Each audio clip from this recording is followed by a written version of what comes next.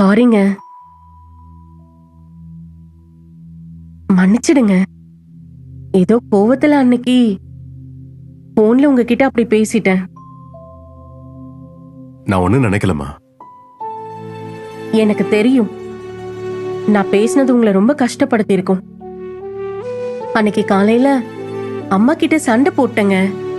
அந்த கோவத்துல இருந்தேன்னா அதே நேரத்துல உங்களுக்கு வேலை போயிடுச்சுன்ற நியூஸ கேள்விப்பட்டேன். நீங்களும் என்கிட்ட சொல்லாம மறைச்சிட்டீங்க. அந்த கோவம் வேற. ஏற்கனவே உங்க மேல கோவத்துல இருந்தேன். நீங்க வேற எனக்கு கால் பண்ணீங்களா? சாரிங்க, கோவத்துல அப்படி பேசிட்டேன். விடுமா, அது நான் ஒண்ணும் நினைக்கல. நீ ஃப்ரீயா இருமா, பாத்துக்கலாம். நீங்க ஃபர்ஸ்ட் ஃப்ரீயா இருங்க. உங்களை பார்க்க எனக்கு கஷ்டமா இருக்கு. நீ எனக்கு சப்போர்ட்டா இருந்தா அது போதுமா, நான் சமாளிச்சுப்பேன்.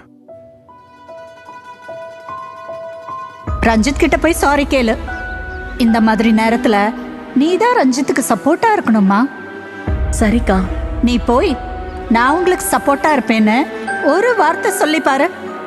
அது ரஞ்சித்துக்கு எவ்வளவு பெரிய நம்பிக்கையை தரும். என்னம்மா யோசிக்கிற? ஒன்னும் இல்லைங்க, கண்டிப்பா சப்போர்ட்டா இருப்பேன். சரிம்மா, நான் கொஞ்சம் வெளியே போயிட்டு வரேன்.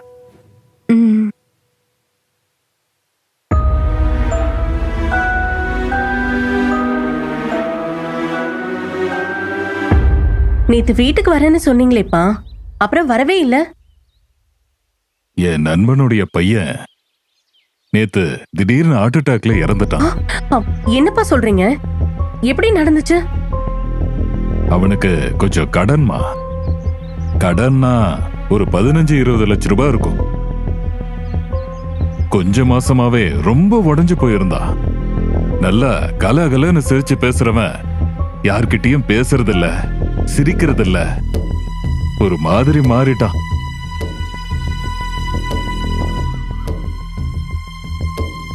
கடங்காரங்க பிரச்சனை அவனை ரொம்ப நெருக்க ஆரம்பிச்சிருச்சு.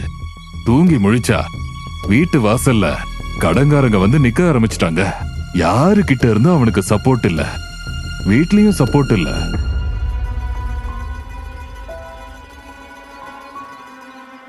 அவனுக்கு வெளியே சப்போர்ட் இல்லாம போனது கூட கவலை இல்ல. ஆனா வீட்ல இருந்து அம்மா மனைவின்னு ஒருத்தங்க கிட்ட கூட சப்போர்ட் இல்ல. அதான் அவனை ரொம்ப பாதிச்சிருச்சு.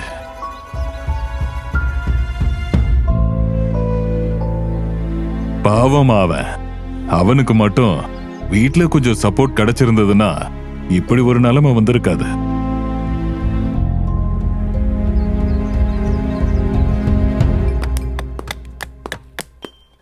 என்னடா முடிவெடுத்திருக்க? இப்பதான்டா கொஞ்சம் தெளிவா இருக்க. ஏண்டா? இந்த விஷயத்துல மாலதி கொஞ்சம் புரிஞ்சுக்காம நடந்துகிட்டா. தப்பு என்னமோ ஏன் மேலதாங்கிற மாதிரி பேசிட்டா. அப்புறம் இப்ப என்ன புரிஞ்சுக்கிட்டாடா. நான் உங்களுக்கு சப்போர்ட்டா இருப்பேன்னு சொன்னா. இப்பதான் கொஞ்சம் நிம்மதியா இருக்கு. பரவாயில்லடா, ஒரு இடத்துல இருந்தாவது உனக்கு சப்போர்ட் கிடைக்குது. ஆமாண்டா, இப்போ ஒரு நம்பிக்கை கிடைச்சிருக்கு. எப்படியாவது வேலை கிடைச்சிரும்டா. எனக்கு தெரிஞ்ச ஒரு ஆபீஸ் இருக்குடா, அதுல நான் உன்னை பத்தி சொல்லிருக்கேன். நாளைக்கு நீ அங்க இன்டர்வியூ அட்டென்ட் பண்ணு. நேர்ல போயா? இல்ல ஆன்லைன் இன்டர்வியூ தான். மறந்துடாத. மறந்துடாதரா? நான் மறக்க மாட்டேன்டா.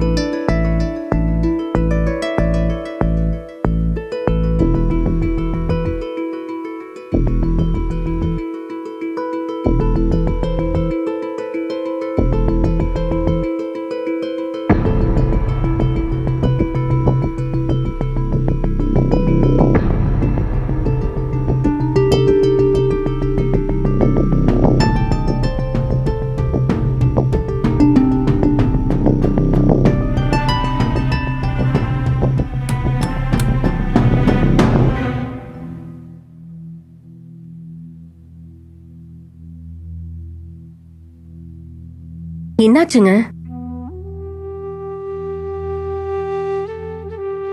கவலைப்படாதீங்க, எல்லாம் நன்மைக்கே.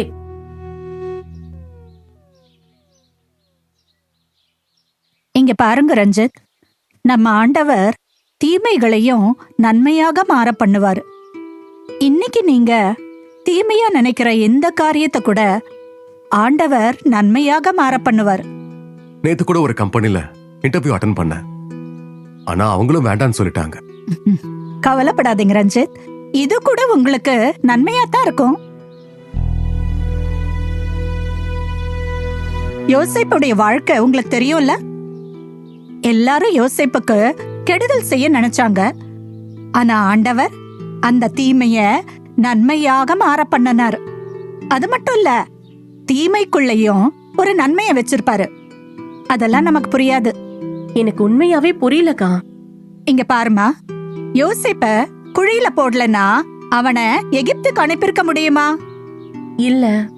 எகிப்துக்கு போகலனா பிரதம மந்திரி ஸ்தானத்திற்கு உயர முடியுமா? இல்லக்கா.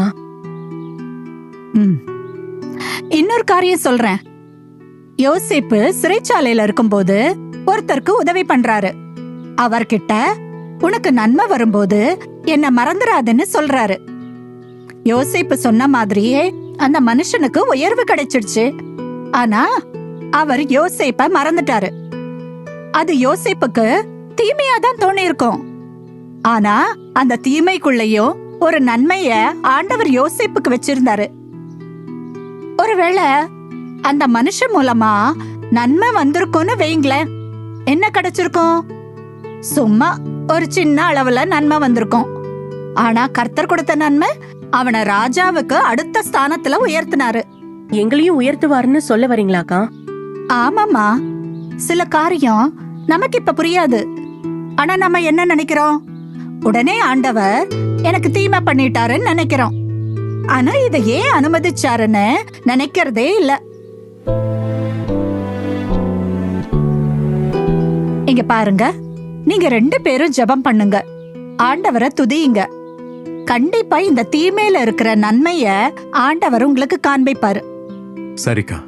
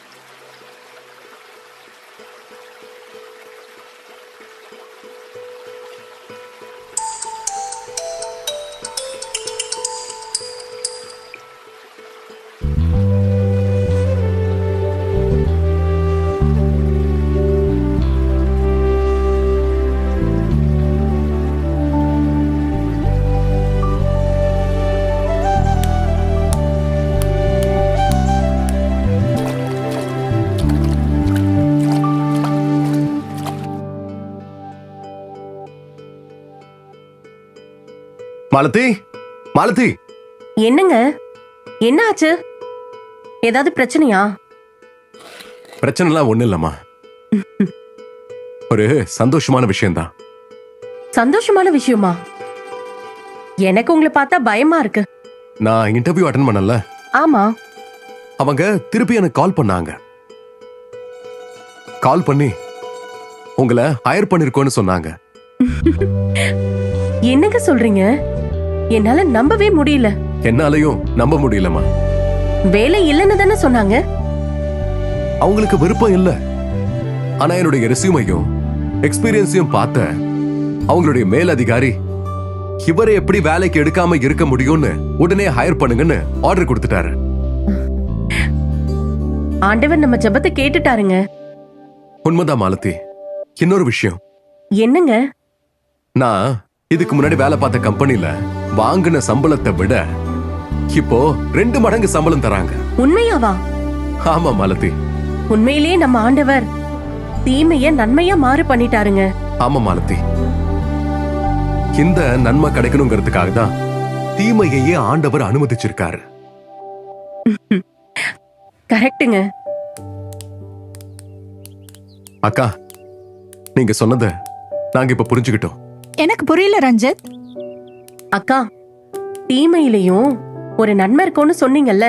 ஆமா, இப்ப ஆண்டவரு அதை எங்க வாழ்க்கையில நடத்தி காமிச்சிட்டாரு. ஆ, அக்கா, இவருக்கு வேலை போச்சுல்ல, ஆ, அந்த தீமைய ஆண்டவர் நன்மையா மாற பண்ணிட்டாரு. அப்படியா? ஆமாக்கா, இப்ப புது கம்பெனில எனக்கு ஒரு வேலை கிடைச்சிருக்கு. ரொம்ப சந்தோஷம்பா. அதுவும் 2 மடங்கு சம்பளத்தோட. அப்படியா? எவ்வளவு பெரிய விஷயம். ஆமாக்கா. நான் தான் சொன்னேன்ல, தீமையிலே ஒரு நன்மை இருக்கும்னு. ஏன்னா நம்ம ஆண்டவர் தீமைய நன்மையா மாற பண்ணுவாரு. உண்மைதாக்கா.